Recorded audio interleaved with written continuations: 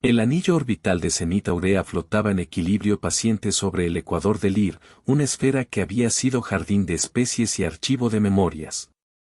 Desde las cúpulas de vidrio polarizado, los monjes ingenieros habían visto nacer tempestades de aurora y morir volcanes como si fueran respiraciones lentas de un organismo vivo.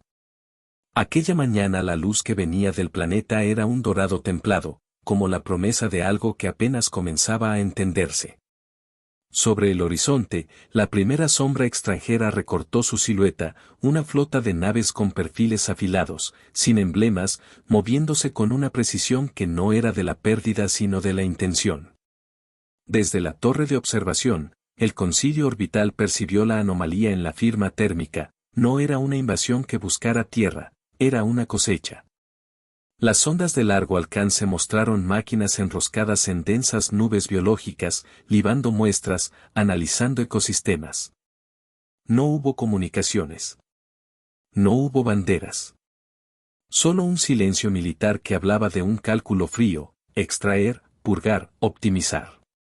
Lir, con su selva de mares fosforescentes y sus ciudades en terrazas, era un catálogo de biodiversidad y, por lo que los visitantes parecían buscar, un trofeo de información.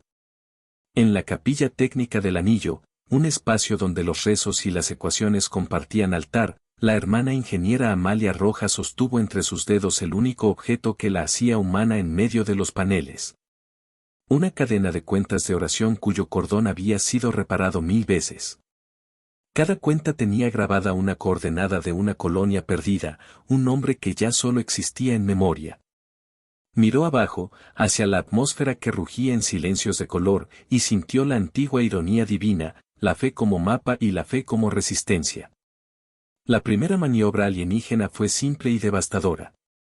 Nubes sintetizadas descendieron como un polvo de luz que acechaba a los insectos y a los corales. En horas, las especies locales comenzaron a colapsar en patrones distintos a la muerte natural. Los sensores del anillo detectaron un patrón. La biomasa estaba siendo reformateada, convertida en un código que las naves iban a extraer. La intención no era exterminar por odio, era limpiar para reinventar. Para los visitantes, la vida elemental de Lir era materia prima. Zenit Aurea no era un cuartel militar, pero era un santuario técnico y estratégico. En su memoria había planos de retorcida soberanía humana, trampas geofísicas, anclas gravitacionales, dispositivos que los fundadores habían diseñado para proteger a la biosfera de predadores interestelares. Esos inventos eran reliquias, muchas inactivas por falta de recursos, otras custodiadas por rituales más que por manuales. Sin embargo, entre los pliegues del miedo surgió lo inevitable, alguien debía usar el pasado como herramienta y convertir la devoción en táctica. Desde la altura, la visión era amplia y fría, la imagen de Lir se fracturaba en mosaicos de ciudad, bosque y océano como si el planeta fuera una piel viva que la flota quería pelar. Amalia contempló el mapa holográfico, sus dedos trazando sin hablar sobre los contornos. No era el tiempo de rezar en silencio, era el tiempo de convertir la oración en pacto con la física. En el anverso de su placa personal había grabada una promesa, por la tierra y por quienes la guardan. Con esa promesa, convocó a quienes ella sabía podían ejecutar lo imposible, un capitán táctico que pensaba en batallas como si fueran juegos de ajedrez magnético. Un tecno sacerdote capaz de traducir los cantos del viento en instrucciones de máquina, una escuadra de voluntarios con armaduras desarrolladas para soportar el núcleo planetario.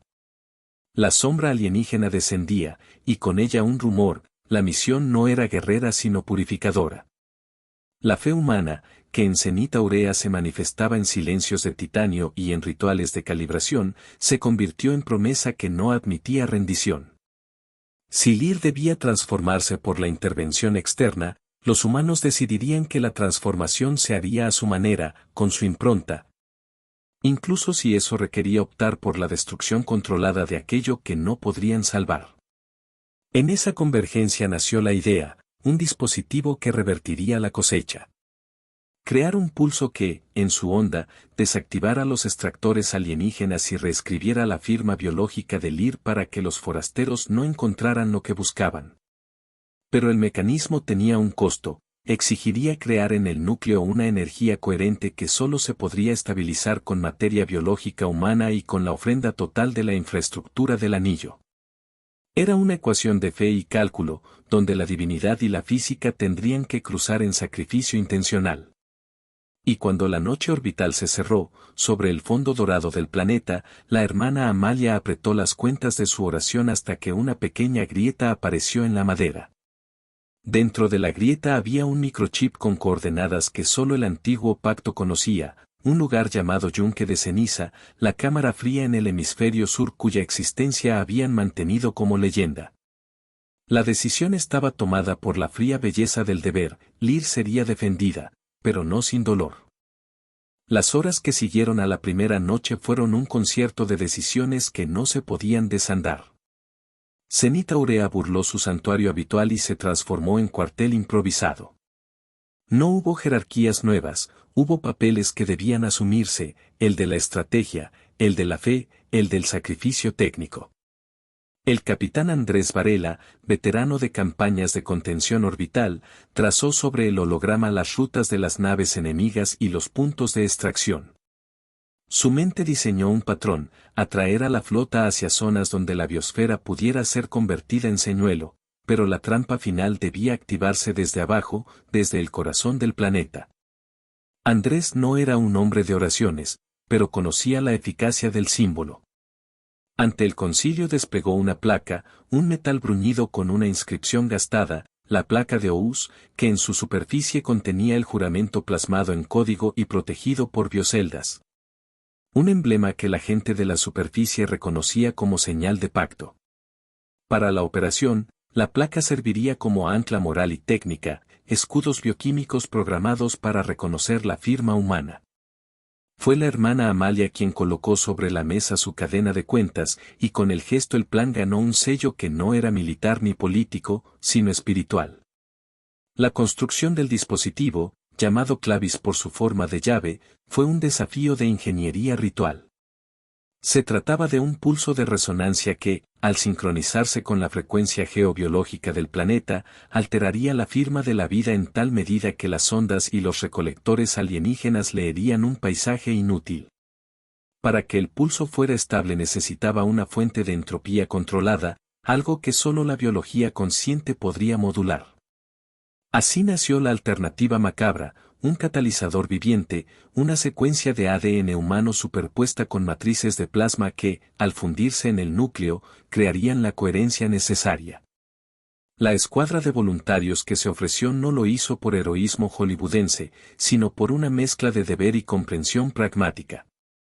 En esa lista estuvo Iker Mendo, ex geólogo con cicatrices que contaban historias de minas lejanas, Laila Benítez, programadora neuroquímica que había sido nieta de campesinos, y el anciano Calo. Un tecno sacerdote que había pasado la mitad de su vida traduciendo himnos en algoritmos. Cada uno cargó un objeto simbólico que les daría coraje, y Iker llevaba una estrella de papel hecha por su hija, Laila tenía una fotografía parcialmente quemada de su madre. Calo conservó un brazalete oxidado con letras que nadie recordaba el origen. Eran símbolos pequeños, íntimos, herramientas de una fe traducida en memoria. En la superficie del Lir, las defensas se reorganizaron. Las ciudades en terrazas encendieron barreras térmicas, los cultivadores hicieron cables de luz que actuaban como trampas de frecuencia para confundir al recoleto R. En la periferia, buques de reconocimiento humano, camuflados y casi invisibles, se convirtieron en cebos, liberaron señales ricas en biomasa, como si cada uno fuera un banquete atractivo. Las naves alienígenas, hambrientas y confiadas, mordieron los señuelos. Pero la flota era rápida en aprender, cada aparato que caía en la trampa se convertía en maestro para el siguiente. La preparación implicó renuncias, energía que solo existía porque la comunidad la aceptaba, infraestructura que se comprometió a ser demolida para abrir paso a instalaciones que serían necesarias en Yunque de Ceniza. Para mantener la moral, se realizaron ceremonias en las salas técnicas, donde se rezó con la física y se habló de los muertos como si fueran cifras y también como si fueran santos. No se dijeron grandes discursos, Se hicieron listas de funciones, se ajustaron tiempos, y se perdió la inocencia de la certeza. El factor que nadie esperaba fue la ironía extraña de la tecnofe, el hecho de que un grupo de humanos debiera usar la esencia de su humanidad, sus recuerdos, sus cuerpos, su historia, como catalizador técnico para salvar lo que quedaba. Ese contraste provocó entre los preparadores una calma táctica, una clase de silencio que funcionaba como orquesta.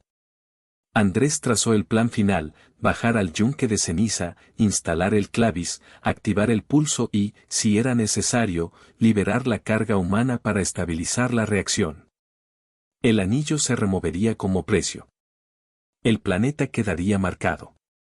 En la noche que antecedió al descenso, la hermana Amalia caminó por los corredores de Zenith Aurea con la cadena de cuentas en la mano.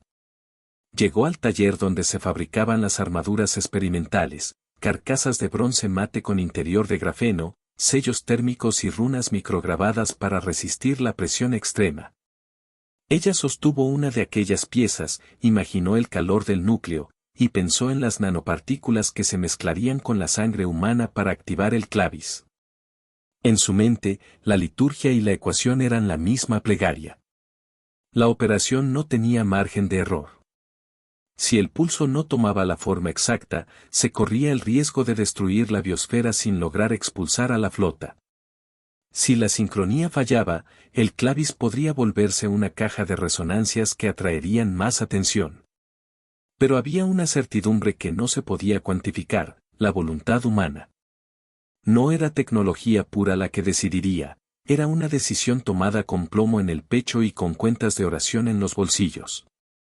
El descenso fue una sinfonía de ruido contenido. Las naves humanas que sirvieron de lanzaderas cruzaron la atmósfera en columnas apretadas, dejando detrás un rastro de plasma que se desvanecía bajo la presión del viento. En la superficie, Lee respondía con gritos de destrucción, arrecifes que ardían con bioluminiscencia deformada, aves que caían en patrones espasmódicos, bosques cuyos susurros se cortaban abruptamente. La flota alienígena, al detectar la maniobra, cambió la dinámica, dividió su esfuerzo entre las zonas de trampa y los puntos donde la humanidad aún tenía recursos. Apareció la violencia como una ecuación de necesidad. Iker, Layla, Kalo y otros descendieron hacia el hemisferio sur, hacia la boca fría del yunque de ceniza. El túnel de entrada estaba sellado por generaciones, su reactivación fue una ceremonia de técnica y fe, códigos y cánticos digitalizados mezclándose para abrir las cámaras internas. A cada paso, los sensores informaban daños nuevos. Los extractores alienígenas, adaptativos por naturaleza, habían comenzado a redirigir su atención. Lo que al principio había parecido un trabajo de serenos recolectores se convertía ahora en caza de resistencia. El primer contacto físico con la contaminación alienígena fue una escena de terror calibrado. La biomasa adulterada se insinuaba como una seda que quemaba las membranas de las plantas y reescribía la conducta de los animales. Los equipos de Layla detectaron patrones de código dentro de esa masa, rutinas que autoorganizaban la conversión de corriente biológica en datos. Cuando intentaron replicar la operación en laboratorio, descubrieron que cada intento alteraba la memoria de lo que estudiaban. La biodiversidad estaba dejando de ser identidad y pasando a ser lenguaje ejecutable para el adversario. Bajo la superficie, el equipo cargó el clavis, un cilindro de metal pulido con circuitería que pareciera más un relicario que un arma. El dispositivo debió calibrarse en relación con la resonancia geobiológica del IR, un complicado ballet de frecuencias que solo se obtendría al usar una muestra viva capaz de sincronizarse con la oscilación del núcleo. Se comenzó la conversión programada, matrices de ADN humano se fusionaron con plasma Regelater, creando el catalizador. Los voluntarios sabían que su propia biología era ahora la pieza que podría salvar o condenar a todo. La flota alienígena respondió con algo que nadie esperaba, una subespecie de drones microfágicos, enjambres que penetraban tejidos y sensores por igual, adaptándose a cualquier defensa que se les ofreciera. Esos enjambres podían no solo desactivar máquinas, sino también sembrar patrones de comportamiento en las poblaciones locales. En las ciudades en terrazas, la gente cambiaba de ritmo y de apetitos en cuestión de horas. Los líderes humanos comprendieron que era una guerra contra la identidad.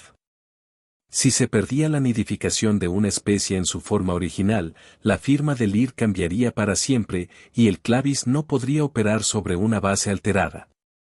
Llegado el momento de activar el Clavis, surgió un problema inesperado: la sincronía, que debía ser matemática, pedía una voluntad que la máquina no tenía. Para que la onda del Clavis fuera coherente se requería una referencia consciente, una señal que cada partícula biológica reconociera como propiedad humana. Calo, el tecno sacerdote, comprendió que lo que hacía falta era más que ADN, era memoria. Susurró un antiguo himno traducido a código y lo insertó en la secuencia genética como patrón de reconocimiento. Era un acto de fe calculada, una humilde confesión de que la tecnología necesitaba de la cultura para funcionar. Cuando el Clavis se activó, se sintió como si el planeta mismo respirara con fuerza. La onda comenzó a propagarse desde el núcleo hacia afuera, encontrando resistencias y adaptaciones. En la superficie, las trampas diseñadas por Andrés comenzaron a confundir a la flota, extractores que antes eran precisos fallaron y se perdieron en laberintos de datos falsos. Sin embargo, el enemigo no estaba derrotado, había aprendido. Los enjambres metabolizaron el pulso y modificaron sus patrones para neutralizarlo. La guerra entró en una nueva fase, no era solo física, era semántica. Cada frecuencia, cada nota de la liturgia técnica, podía ser replicada por el invasor. Aquí se mostró la verdadera genialidad táctica de Andrés.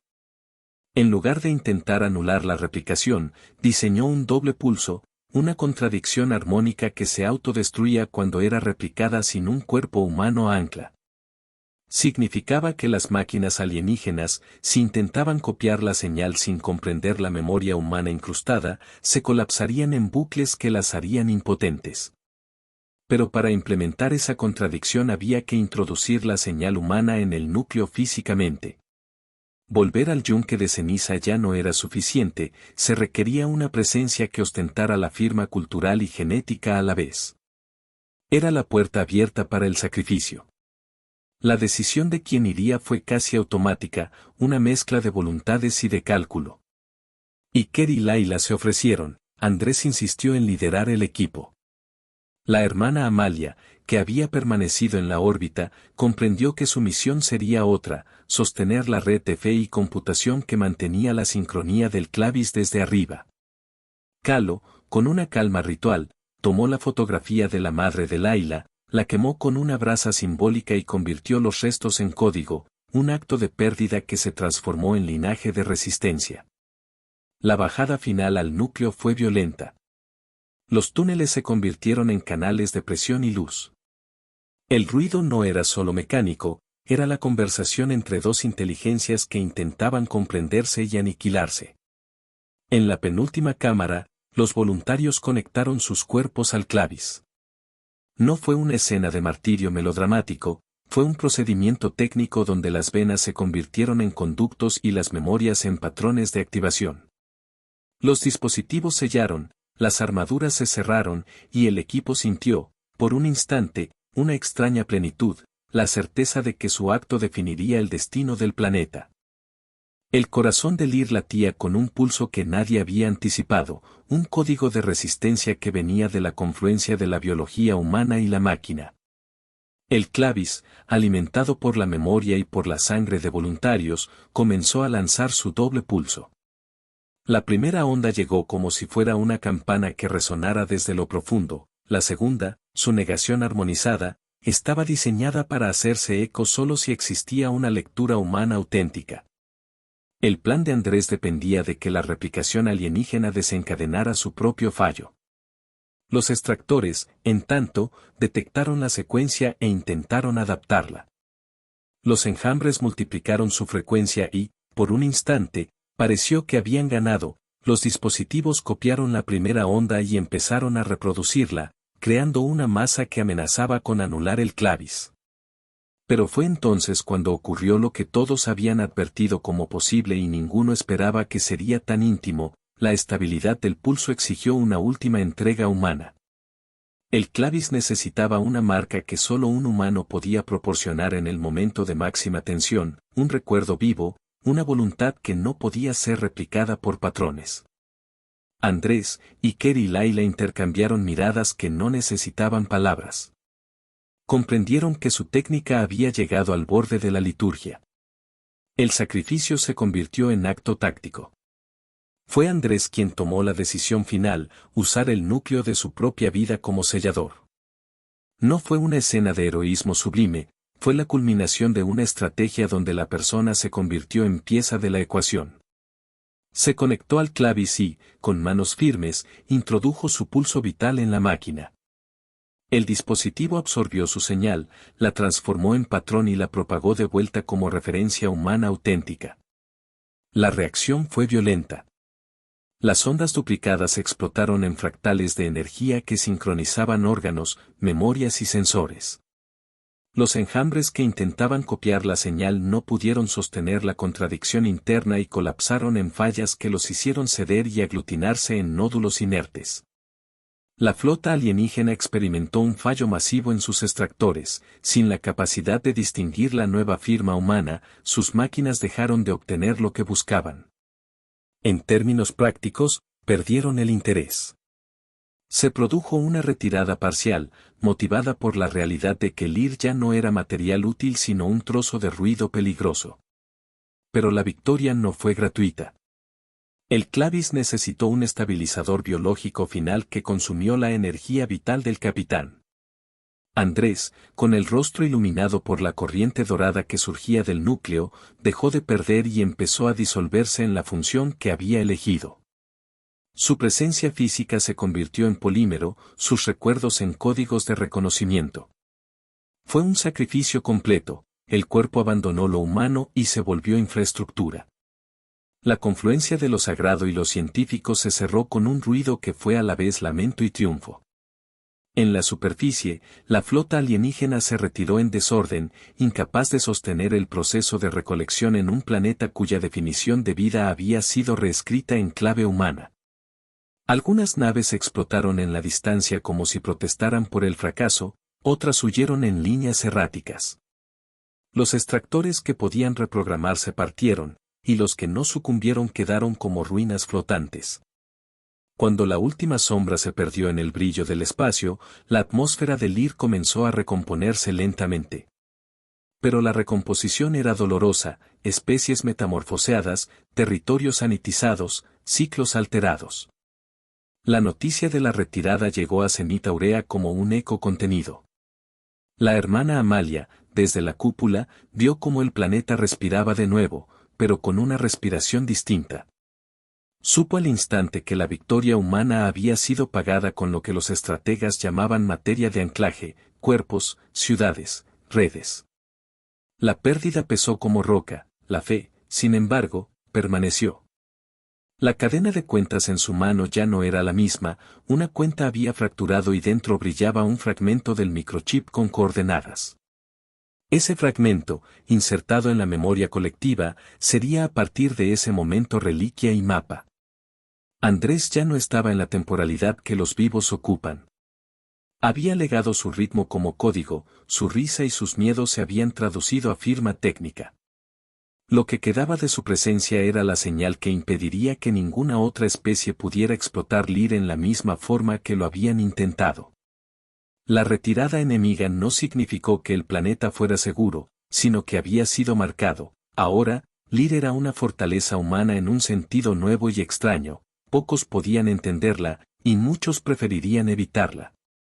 Calo, con manos temblorosas, recogió la fotografía parcialmente quemada de Laila, la indexó en la base de datos ritual y la integró como semilla de reconocimiento. Iker miró las estrellas con los ojos vacíos, sosteniendo la estrellita de papel, y comprendió que su hija tendría que aprender una nueva geografía del mundo. Laila, en el suelo del yunque, tocó la última señal de Andrés que aún pulsaba en los algoritmos, era un consuelo digital, un himno embalsamado.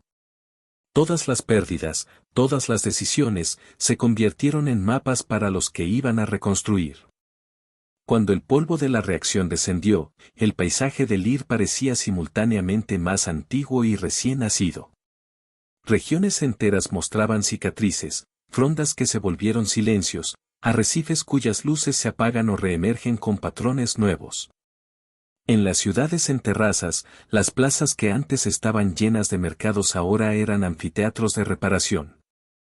La gente trabajó como si la tarea fuera coral, manos que levantaban escombros, programas que restauraban líneas de energía, jardines que replantaban especies con la nueva firma compatible. La reconciliación con el planeta fue un proceso largo, tecnificado por la sabiduría ritual del concilio orbital y por la dureza táctica de quienes habían descendido. Zenit Aurea dejó de funcionar como anillo que solo observaba, se convirtió en instituto de reconstrucción.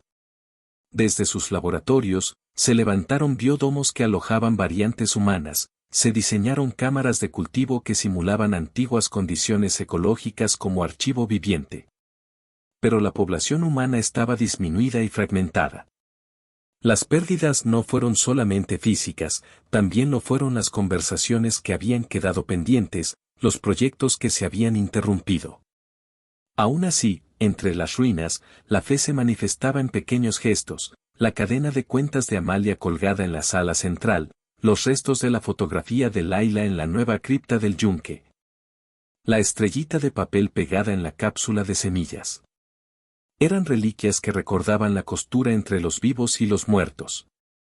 La política del futuro se construyó sobre la conciencia de que Lir ya no era un ecosistema que cualquiera fuese a explotar, era una biografía humana.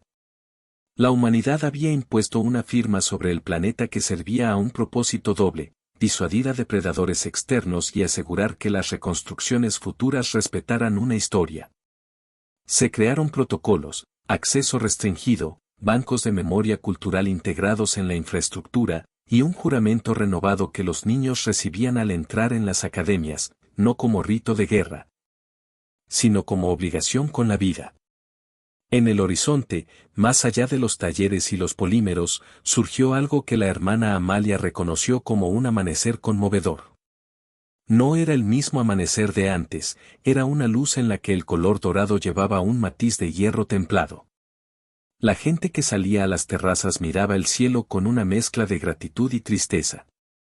Habían ganado la posibilidad de persistir, pero habían pagado con la convivencia plural que la biosfera había ofrecido antaño. Lir se había convertido en un testamento humano, un planeta que perduraría por y para la humanidad. Los niños que crecieron tras la catarsis no conocieron la diversidad de antes, conocieron la continuidad humana. Enseñaron himnos traducidos a códigos y aprendieron a tocar plantas que respondían a nombres. En las escuelas, se les mostraba la placa de Ous y la cadena de cuentas como lecciones de valor y de ecuación ética. Las historias del sacrificio se volvieron mitos fundacionales, narraciones que mezclaban lo técnico con lo sagrado. No eran relatos para enaltecer la muerte, sino textos que enseñaban límites y compromisos. Los visitantes que algún día se asomaran a Lir, si es que alguno volvía con atención, encontrarían una geografía marcada por la firma humana, un planeta que narraba la presencia de algo que ya pocos esperaban. Que una especie, mediante una mezcla de fe y cálculo, había podido transformarse en vigilante de su mundo. Para la galaxia sería una advertencia o una curiosidad, para los humanos sería la segunda oportunidad que habían forjado con sangre y circuitos. En la cúpula central de Zenit Aurea, la hermana Amalia dejó finalmente la cadena de cuentas sobre un pedestal. A su lado, el fragmento del microchip brillaba como un ojo. No hubo grandes discursos. Ella cerró el pedestal con un gesto que combinaba santidad y precisión, un tornillo, una cerradura, una invocación cifrada. Fue un acto que representaba el equilibrio logrado, memoria preservada, tecnología protegida, fe integrada. Los supervivientes comenzaron a plantar nuevamente. No resembraron las especies perdidas, porque sabían que la vieja abundancia no podía forzarse. En su lugar, diseñaron jardines que honraban lo que fue, pequeñas réplicas de ecosistemas, archivadas para recordar la multiplicidad. Había dolor en ese trabajo, porque la reconstrucción era lenta y la economía de recursos limitaba la ambición. Sin embargo, la vida, fiel a su costumbre, encontró resquicios. Brotes dorados emergían en suelos que antes estaban muertos, y en los pulmones de quienes caminaban por las antiguas terrazas, la respiración se volvió una oración por la continuidad. En la nueva cripta del Yunque, la memoria de Andrés estaba segura, codificada en la base de datos ritual. La gente depositaba allí objetos pequeños, la estrellita de papel de Iker, la fotografía de Laila, el brazalete oxidado de Calo, la placa de Ous. Cada objeto formaba parte de un archivo que era a la vez museo y advertencia. No se celebró el sacrificio con pompa, se lo integró en la vida diaria como norma moral. La victoria se convirtió en responsabilidad. Pasaron estaciones y el planeta cambió. No recuperó la antigua biodiversidad en su totalidad, pero adoptó una estabilidad humana. La civilización se adaptó a condiciones distintas y con la adaptación vino la creatividad. Arquitectos desarrollaron terrazas que captaban el nuevo pulso geológico, agricultores crearon cultivos que se alimentaban de patrones de onda, músicos compusieron melodías que sincronizaban máquinas de purificación. La humanidad demostró, otra vez, su capacidad para transformar el dolor en herramienta. Años después, niños que no habían vivido la caída fueron llevados por sus padres a la capilla técnica. Allí les mostraron la cadena de cuentas, la placa de Ous, la fotografía chamuscada. Les contaron, no con dramatismo, sino con la calma de alguien que enseña una lección, la fe no es solo plegaria, es responsabilidad. Les dijeron que había costos para proteger lo que se ama y que, a veces, la defensa exige un precio que hay que pagar colectivamente. En el espacio, sin embargo, las cicatrices eran visibles. Las rutas de tráfico habían aprendido a evitar LIR. Algunos sistemas planetarios intercambiaban rumores, la fama de aquella defensa humana se extendió como una advertencia, y con el tiempo la historia de Andrés y del Clavi se volvió parábola, una muestra de que la humanidad, cuando era precisa y devota, podía imponer reglas sobre su propio destino y sobre el de su casa. El final no fue un cierre solemne. Fue una continuación en la que la fe siguió siendo accionable, y la táctica siguió siendo moral. El planeta quedó, imperfecto y superviviente, con personas que jugaban con la memoria y construían futuro. La presencia humana, finalmente, era la única especie que sobrevivía en LIR, no por supremacía sino por elección, por pacto, por el sacrificio que transformó carne en clave y dolor en escudo. Cuando el sol renovó su ciclo en la atmósfera, la hermana Amalia recogió la cadena de cuentas del pedestal. Caminó hasta el borde de una de las terrazas y la sostuvo hacia el viento dorado. No era una victoria sin culpa, era la ratificación de un principio, la fe no era un refugio pasivo, sino un motor que se podía traducir en decisión y responsabilidad técnica. Sus dedos acariciaron las cuentas y reconoció en ellas la suma de nombres, de paisajes y de promesas. Y cuando el humo se disipó, solo la fe seguía en pie. Vinieron por un planeta, pero encontraron a la fe humana encendida.